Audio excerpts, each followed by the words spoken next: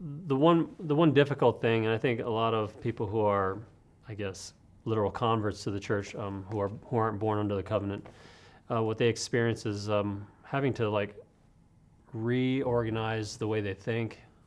Maybe adapting a little bit to the culture of the church. Sometimes that comes into it. Not understanding terminology. All that stuff was really difficult for me, and I felt like it was important for me just to like zero in on trying to understand all that. And it was hard for me to like carry some of this excess baggage of who I was, and I felt like that was a hindrance. At the time it was, but later on as I was in grad school, the question came up, why don't you talk about who you were, where you came from? And I was like, I put that on the shelf for 5 years, how can I go back to that? And so I went back and I started really looking at who I was, and I realized, man, I was raised in a wonderful home.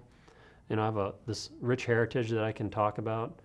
I was raised in a Catholic home, and so that part of my Catholicism mixed with being a Latter-day Saint is kind of like an amazing kind of like mixture of two different religious aspects. And I felt like this is something I could talk about.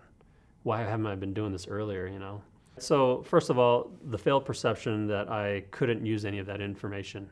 But now that I understand what it means to be a Latter-day Saint, it's about inviting all those important things, the valuable things to your life, to have that conversation at the table and allow others to see how others are living their lives and how they're integrating that into the gospel.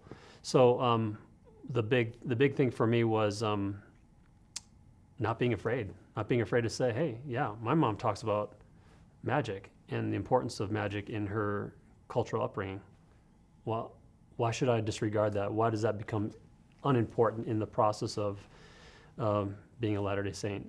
And so now when I start making paintings, the narratives are expanded to that conversation. They're not just about me as a person who is a Latter-day Saint. It's about me being with a layer of Catholicism, with a layer of my mother and where we came from in the Gilbert Islands, and how we practiced a form of magic, and how there were constant use of this in daily life. And that to me is amazing.